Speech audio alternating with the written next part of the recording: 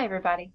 In today's lecture I'm going to talk to you about sound and give a few basics about how it works and then explain how the speed of sound can be predicted based on the modulus, which relates back to our discussion of the ball spring model of a solid that we've been developing. So that's what's to come. So first, some general facts about sound. Sound waves are longitudinal waves. So basically there's a couple of different types of waves, longitudinal and transverse. Longitudinal waves oscillate in the direction that they move, in the direction that they propagate. And so for example, if the sound wave is traveling, say, left-right, right, then that means that the oscillation of the molecules for that sound wave is also left-right. So they wiggle in the direction that they're traveling. That's what longitudinal means. The other kind of wave is a transverse wave. Transverse waves wiggle perpendicular to the direction that they travel.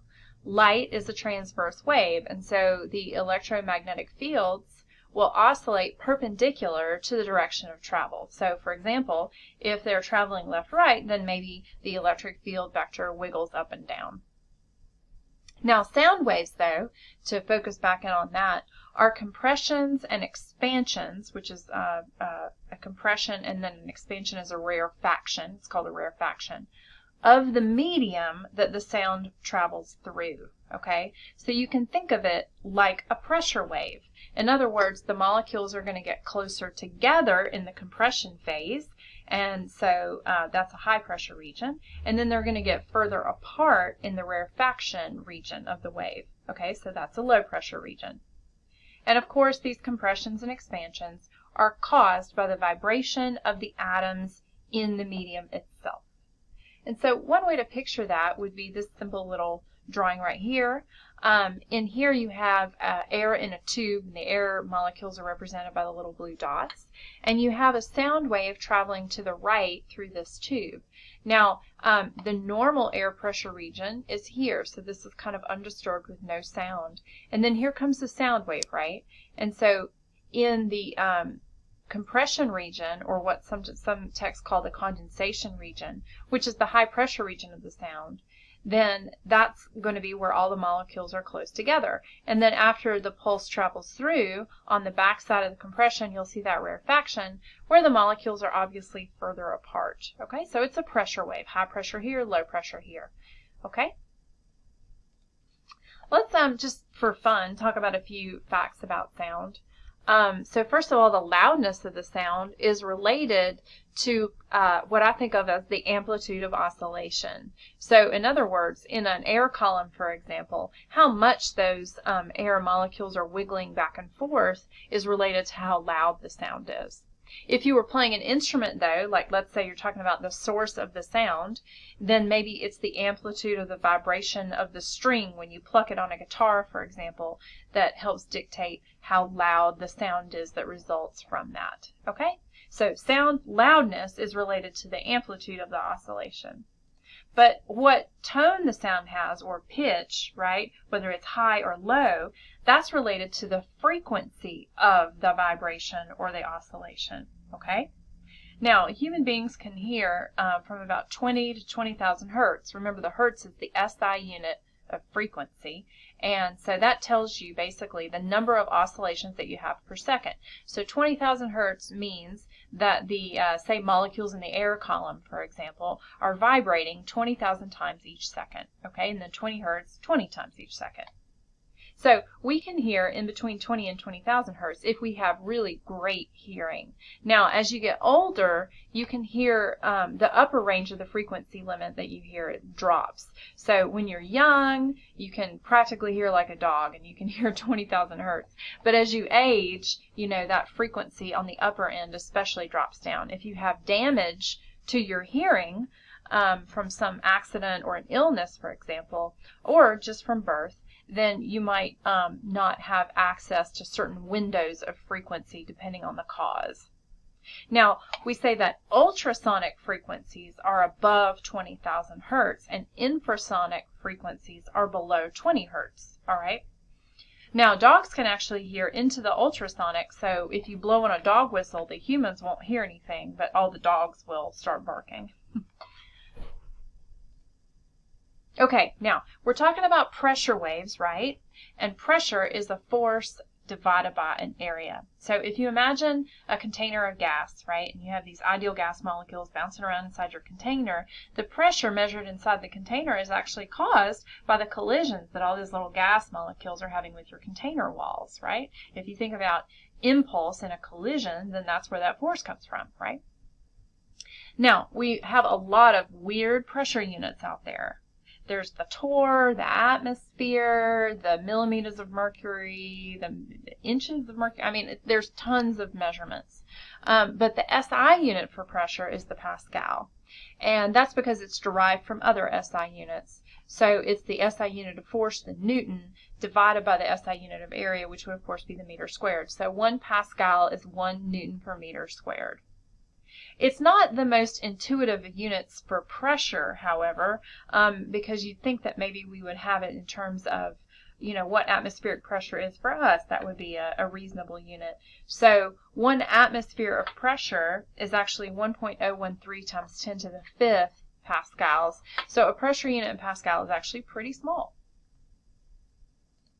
Now we're going to work a problem today talking about how to deal with air pressures, and so it's useful to remember the ideal gas law. So hopefully this is something that you've seen in other classes and that this is just a reminder. So this is our ideal gas law equation. PV is equal to big N KT, and here what each one of these things mean: P is pressure, okay? V is volume. N is the number of molecules. K is Boltzmann's constant, which is one of those fundamental constants of nature. The value of Boltzmann's constant is 1.38 times 10 to the minus 23 joules per Kelvin. And T is temperature. Now, because this form of the ideal gas law contains Boltzmann's constant, it's important to keep the units of all the other things in the equation in SI units. I can't stress this enough. So if you're going to use Boltzmann's constant, your pressure has to be in pascals, your volume has to be in cubic meters, N is just a number of molecules, so that's dimensionless, and then T must be in Kelvin. So when you're using this equation, especially don't forget to convert your temperature into Kelvin. That's really important. Now, a pressure wave is caused by a localized change in the density of the molecules. We saw that when we looked at this picture right here. Okay, so this is a high pressure region right here, and you can see that the number of molecules in per unit volume here is a lot larger than the number of molecules per unit volume as shown in this rarefaction region. So what's changing as this pressure wave moves through is the value of N over V, the number of molecules per unit volume. Okay? And so I've got the pressure wave here written in terms of rearranging the ideal gas law, written in terms of N over V, K, and T, because of course as the pressure wave moves through, as the sound moves through, it's not significantly going to change the temperature of the air. So this KT part, this is a constant. So when I say it's a pressure wave, what I mean is that the density right here, N over V, is changing, which of course is a pressure change. All right? Okay, now remember an important little factoid here. Sound needs a medium to travel.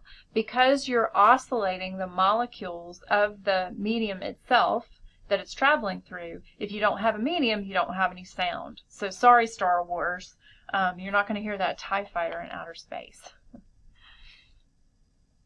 Okay, so how do we hear? I'm not going to get too much into this, but it's worth a little chat anyway, so I'll just spend a minute or so talking about this. This is a little diagram of what's going on inside your ear, okay? So what happens is a pressure wave from the air encounters and travels down your ear canal, okay?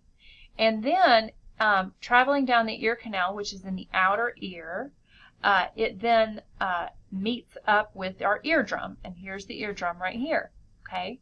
Now the pressure wave will vibrate your eardrum. It'll wiggle it back and forth, okay? And then the wiggling of the eardrum back and forth wiggles things in your inner ear, right, or your middle ear, and that's the hammer, anvil, and stirrup. So those are the smallest bones in your body right there. It wiggles those little tiny bones, and those little tiny bones in your middle ear then transfer the vibration as they are wiggled to your inner ear, which is right here. This is your cochlea, right? So what happens is your cochlea then transforms the vibration, the vibrational energy, right, into an electrical signal, which then gets sent to the brain, and your brain interprets that as sound.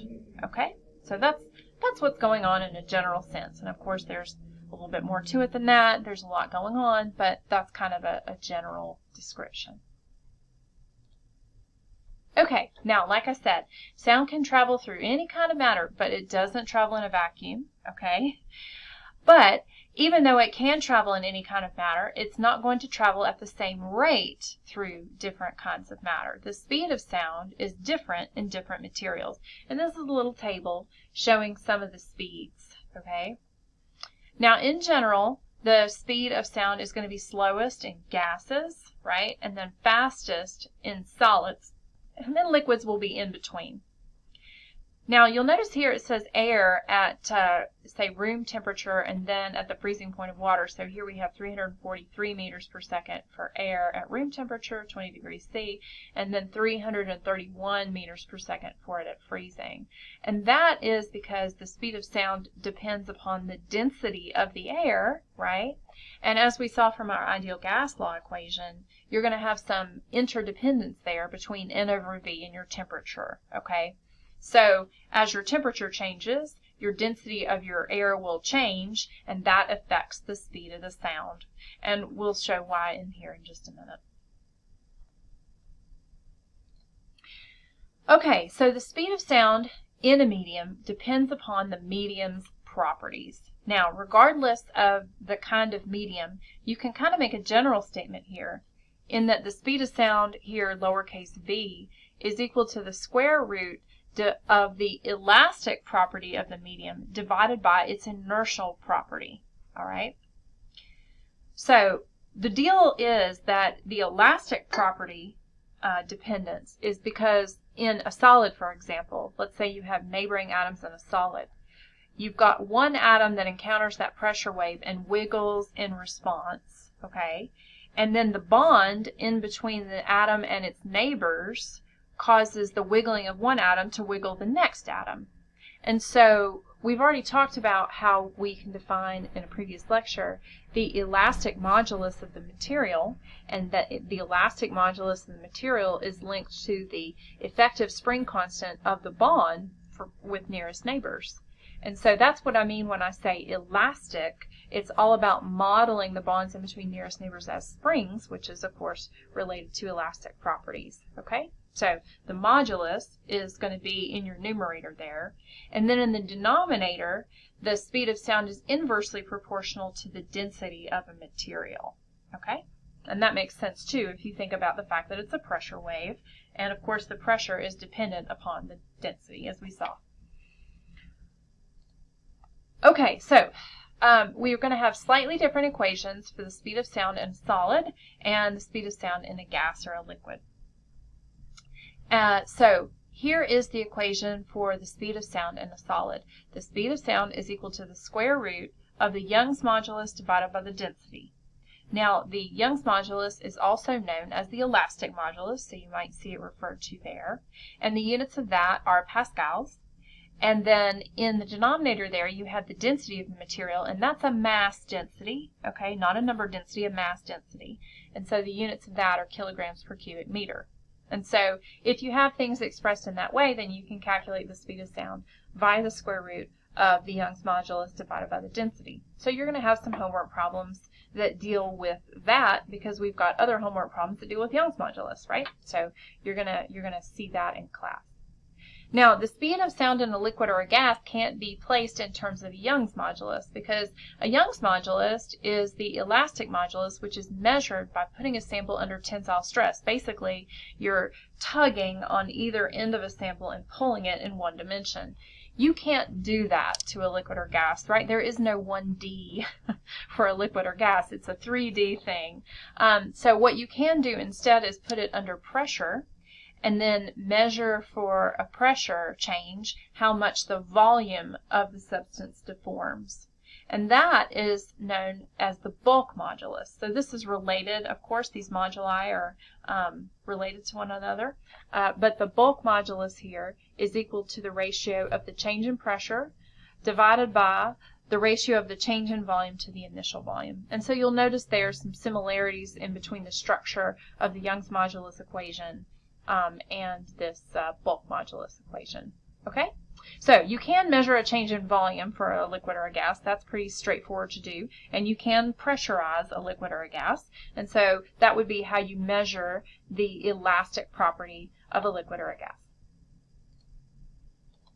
So we would then express the speed of sound in a liquid or a gas this way. The speed is equal to the square root of the bulk modulus divided by the density. Yet again, the units of the bulk modulus are pascals, and this is the mass density, so it would be in kilograms per cubic meter.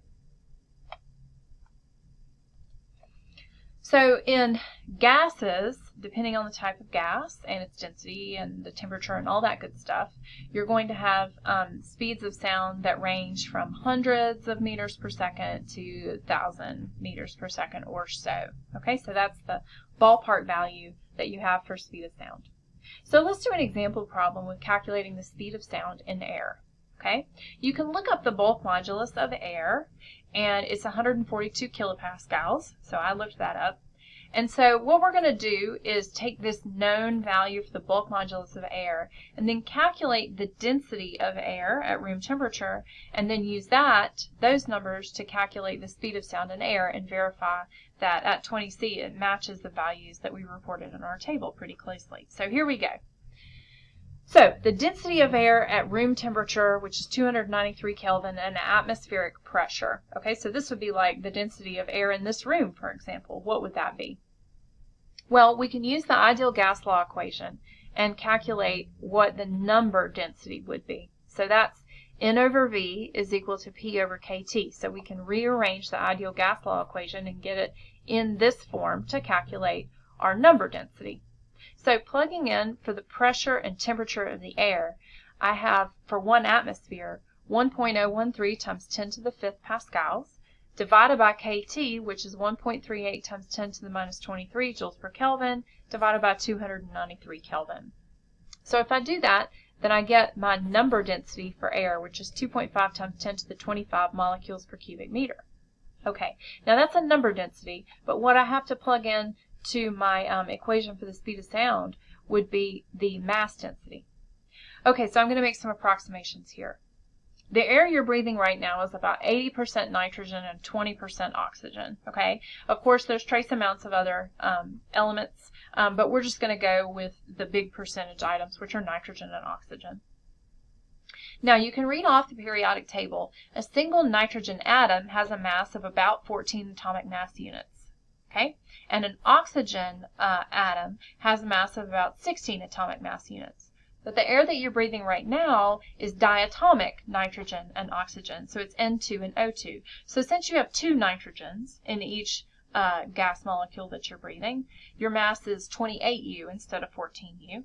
And likewise for the oxygen, which is O2 that you're breathing, then you have 2 times 16U, which is 32U. So each oxygen molecule has a mass of 32U, and each nitrogen molecule has a mass of 28U. So if you have 2.5 times 10 to the 25th molecules, and 80% of them are nitrogen and 20% of them are oxygen, then what you can do is calculate the mass of that amount of molecules by first calculating how many molecules are nitrogen, which would be 80%, so you would multiply 0.8 times 2.5 times 10 to the 25, right? And then you would multiply that times the mass per molecule. So each molecule has 28 atomic mass units, but we want our units in kilograms per cubic meter, and so I do that conversion here. 1 atomic mass unit is 1.66 times 10 to the minus 27 kilograms. Okay, so this first term here, that's the mass of the nitrogen that you have. But that's not all you've got. You've also got oxygen. So we're going to add up the mass of the oxygen. So out of 2.5 times 10 to the 25th molecules, 20% of them are oxygen. So you multiply 2.5 times 10 to the 25th by 0.2, and then you multiply by the mass of an oxygen molecule. And that's 32 atomic mass units, converting into kilograms, multiplying by 1.66 times 10 to the minus 27 kilograms per atomic mass unit. Okay, and then you sum up the mass of the nitrogen and the mass of the oxygen, and you get 1.2 kilograms. Okay, now it was 2.5 times 10 to the 25th molecules per cubic meter, so that means that the density of air would be 1.2 kilograms per cubic meter. And now we can plug that into our equation for the speed of sound in gas. So that would be V is equal to the square root of the bulk modulus divided by the density. Right?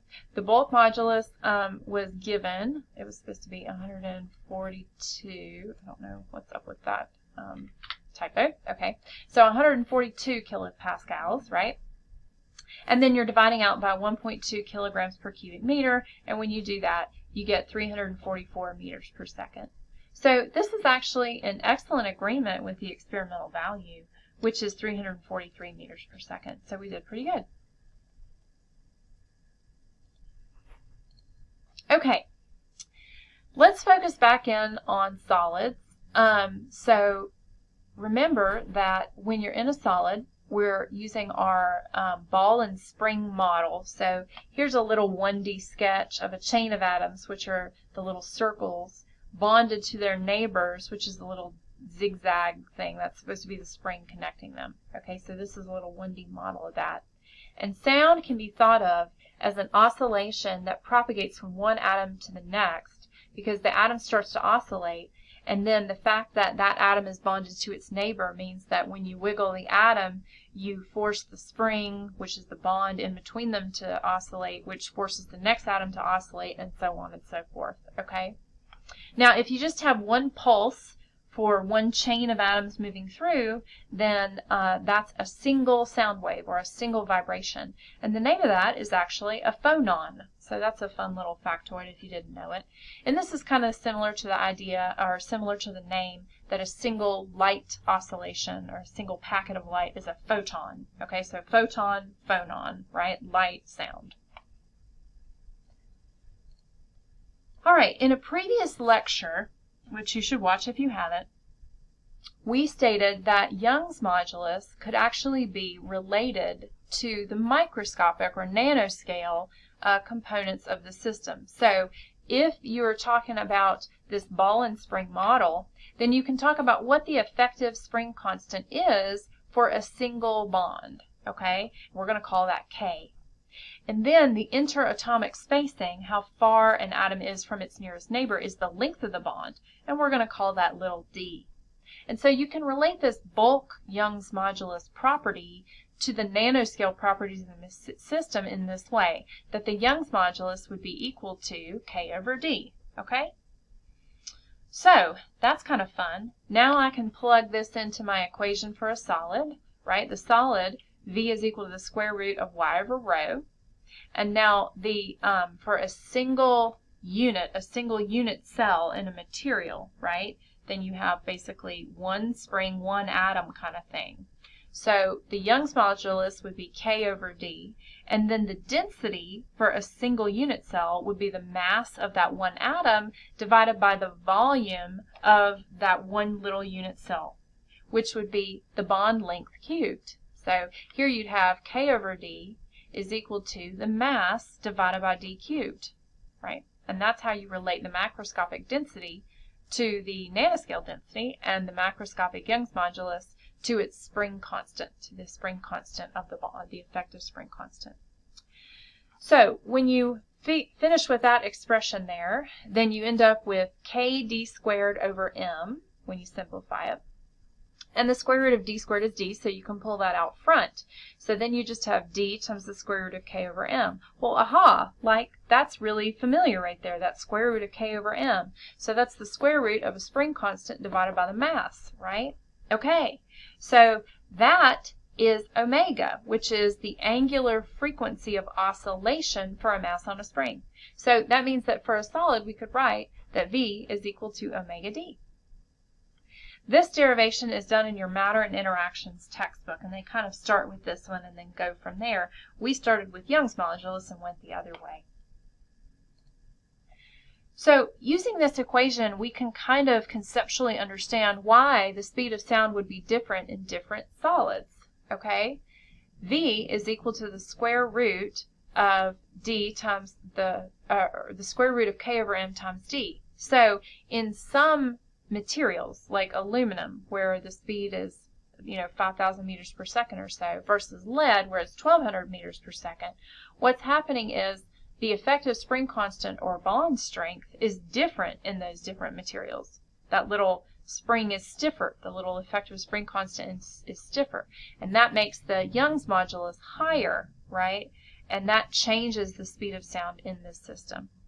Also, the density of different materials is different. So, for example, lead has a much higher density than aluminum. So it resists that oscillation more because lead is a lot more massive than aluminum, and so it's resisting the oscillation more. Just like in Newton's second law, F equals ma, and the mass is a measure of the inertia of the system, okay? And so the mass of each nuclei matters a lot too. Now, this model that we've developed for solids versus the model that we have for liquids or gases are pretty different, okay? And if you compare the Young's modulus to the bulk modulus values for solids versus gases, then you can see kind of what's going on. The Young's modulus for steel is 200 gigapascals, which is 2 times 10 to the 11th pascals. But as we saw, the bulk modulus for air was 142 kilopascals, which is 1.42 times 10 to the 5th pascals.